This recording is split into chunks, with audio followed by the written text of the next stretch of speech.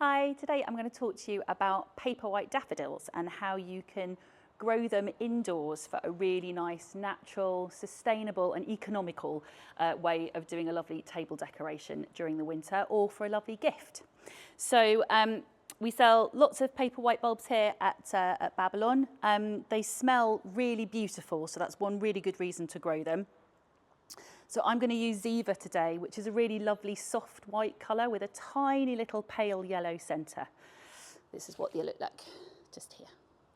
So apart from your bulbs, what you're going to need is some glass containers. We source these from charity shops. They were only a couple of pounds each, so that's really nice and sustainable. You can go for something traditional, which is quite nice and sparkly.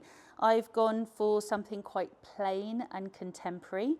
I'd recommend that you get something with quite a wide base because Paperwhites can grow quite tall. And quite heavy with lots of with a lot of foliage, so they might fall over if the base is too narrow. And you must make sure it doesn't have a drainage hole. So these old fruit bowls and punch bowls are ideal. You're also going to need some gravel. I wouldn't recommend going with stones any larger than this, because it's difficult to put your support twigs through them if the stones are too large. So pea gravel's perfect. You're going to need a jug of water and then support sticks. So I've got two types here to show you. These are birch tree prunings from last year. And these are cornice or dogwood sticks, so both of them look really nice. And then I've also got some moss, which I'm going to use to top it off. It's really important that you use moss from just your own garden, or make sure you ask your florist that it's from a sustainable source. This is from the roof of the Babylon Cafe, so it's really important that you don't go and take it from the wider environment because it's a really important part of the ecosystem. It's also useful to have some secateurs because your twigs might just need clipping down a little bit. So that's everything you need. So what you do is you get your bulbs. So bulbs have a plate and they have a pointy end where the shoot comes out of. It's important that you put the plate really gently onto the gravel. You don't want to damage the plate. So you can put them fairly close together. And they always say it's best to use odd numbers because it looks a bit more natural. So I've got 7. Oops. So evenly put them in. And then you need to add some more gravel just to anchor them down. But you don't want to completely cover the bulb. You just want it to stop moving about.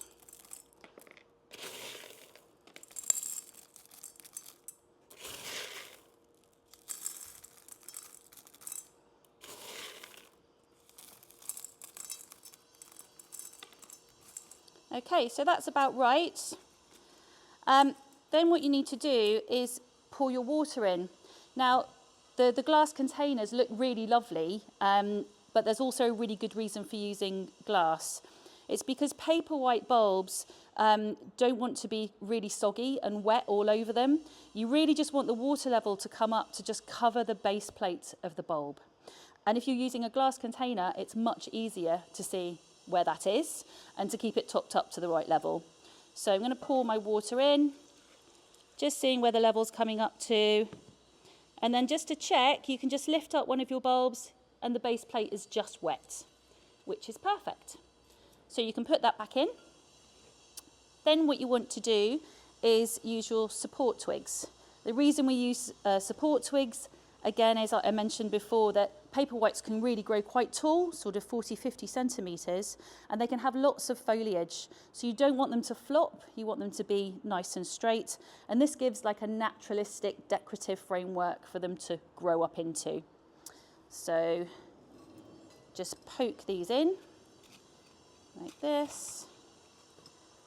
So you don't want twigs that are too heavy, otherwise they're not going to stand up. So that's why these little birch clippings are perfect, really. Keep going round.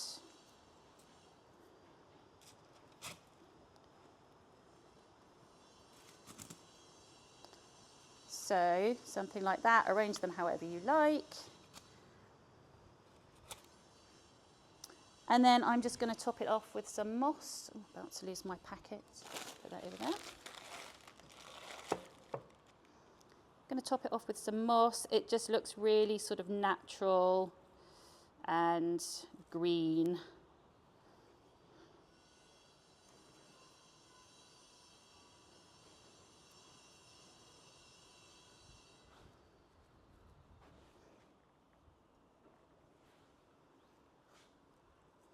And you can spend a lot longer than I am making this look very pretty.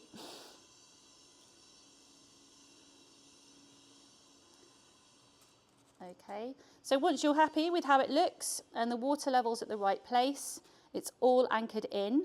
You're going to need to put it somewhere cool and somewhere fairly dark. So an unheated garage or shed is perfect for about 4 to 6 weeks.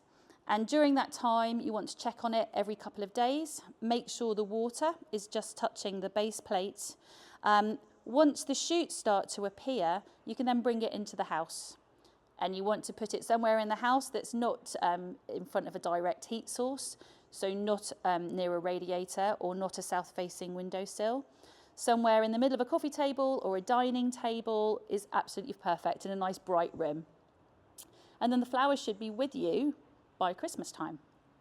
The brilliant thing about Paperwhites is that they might not be hardy, so you can't plant them out in the garden, but you can use them again next year. So once they finish flowering in the springtime, chop off the faded flower heads, let the foliage die down naturally, and then about midsummer, once all the foliage has died down, dry them out, take them out of the bowl, put them in a paper bag, store them somewhere cool, and you can use them again in the autumn time. And yeah, you've got really lovely decoration for winter.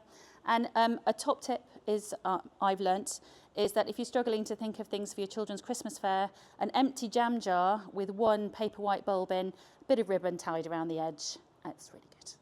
Thanks for watching. Bye.